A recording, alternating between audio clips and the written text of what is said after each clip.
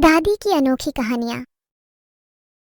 एक बार रहता था एक ज्ञानी पर आलसी संत। वह अपने 4 चेलों के साथ रहता था। संत ज्यादातर अपना समय ध्यान में बिताते थे।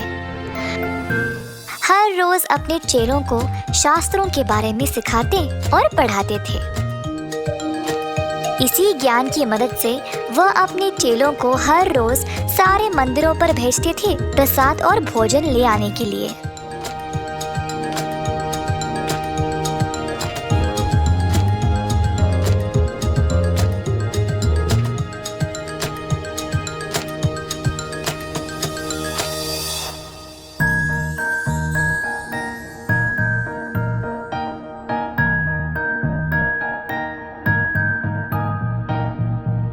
कुछ दिन बीत गए और एक दिन जब चेले प्रसाद लेने मंदिर गए तब एक ने बोला, भैया जी, मुझे अभी ये लड्डू खाने का मन कर रहा है।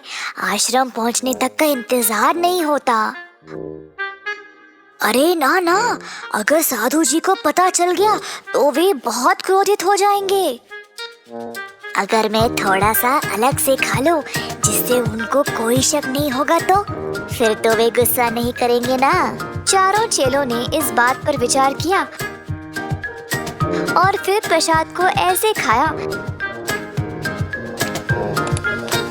जिससे संत को कोई शक ना हो। फिर बाकी का प्रसाद ले गए आश्रम और दिया संत को। संत ने बिना शक किए प्रसाद को खाया। चेले खुश थे कि संत ने ध्यान नहीं दिया और चुपचाप सब खा लिया।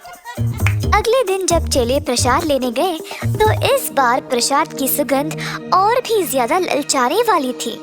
फिर से उनका मन किया उस प्रसाद को खाने का।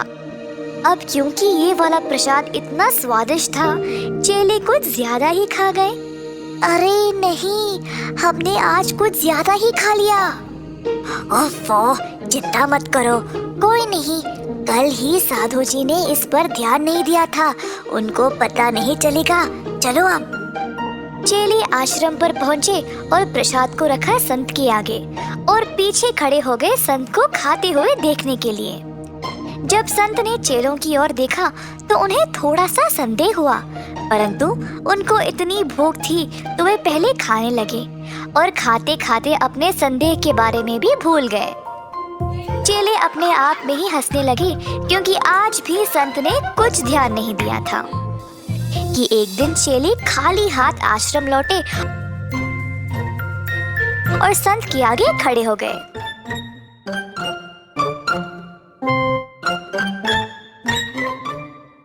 हाँ, इसीलिए हमें प्रसाद नहीं मिला। संत ने अपने चेलों के चेहरों को ध्यान से जांचा और देखा कि एक के मुंह के पास खाने का छोटा सा टुकड़ा था। अच्छा, फिर तुम्हारे मुंह पे क्या लगा है? हाँ, मुझे नहीं पता, शायद कुछ कचरा लग गया होगा।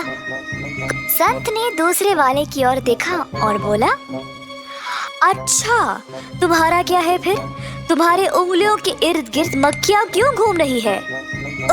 वो तो ये तो मुझे पता है प्रसाद कहाँ गया। कहाँ गया गुरुजी? लगता है तुम सबके मुंह और उंगलियों ने प्रसाद खाए हैं। और ये ही नहीं, वो दो पीछे जो खड़े हैं, तुम दोनों के वस्त्रों पे तो खाने के निशान भी है। लगता है तुम्हारे कपड़ों को भी भूख थी ना। अब मुझे समझ आया कि रोज प्रसाद की मात्रा कम क्यों होती जा रही थी। और अब अंत में तुम लोग तो खाली हाथ आए हो। अपनी बुद्धि का उपयोग कोई अच्छे काम के लिए क्यों नहीं करते? नहीं नहीं गुरुजी, हमने ऐसा कुछ नहीं किया। अच्छा, तो अपने आप को साबित करो। धरती का माप लेकर वापस आना और मुझे बोलना। ओह, वो तो आसान है, इसमें तो कम ही समय लगेगा, हम अभी वापस आएंगे। चारों चेले उत्सुकता से चलने लगे धरती का माप करने के लिए। भाइयों, हम वैसे जा कर रहे हैं और क्या कर रहे हैं? हम धरती का माप लेने वाले हैं। पर धरती तो यहीं पे है। अगर हमें धरती का माप लेना है तो बहुत सारी खुली जगह होनी चाहिए। चारों ने माना और खुली जगह की खोज में निकल पड़े। अंत में उनको एक खुला मैदान मिला और फिर एक चेला जमीन को अपने हथेली से मापने लगा, दूसरा वाला जमीन को एक धागे से मापने लगा और तीसरा अपने कदमों से। चारों ने अपने अपने तरीकों से जमीन को मापने की कोशिश की, परंतु जमीन कहीं पे खत्म ही नहीं हुई। अंत में सबको ये एहसास हुआ कि धरती तो गोल है और इसको मापने का कोई तरीका नहीं है। हैरान परेशान होकर अपने संत के पास वापस चले गए। उनसे सवाल करने लगे कि उन्होंने उनको ऐसी परिस्थिति में क्यों डाला। हाँ मेरे चेलो, जब मैंने तुम्हें धरती को मापने के लिए कहा, तुम लोगों ने एक पल के लिए भी नहीं सोचा कि ये कैसे किया जाए। तुम लोग सोच क्या रहे थे जब मैंने तुमसे ये पूछा? क्या ये कार्य मुमकिन भी था? तुम लोगों ने बस अंधों की तरह बात को सुना और निकल पड़े और आधा दिन रद्दी करके गुस्से से आके मुझसे ही सवाल कर रहे हो। साहस किसी काम का नहीं है अगर तुम अपना दिमाग और सही समझ का उपयोग ही नहीं करोगे।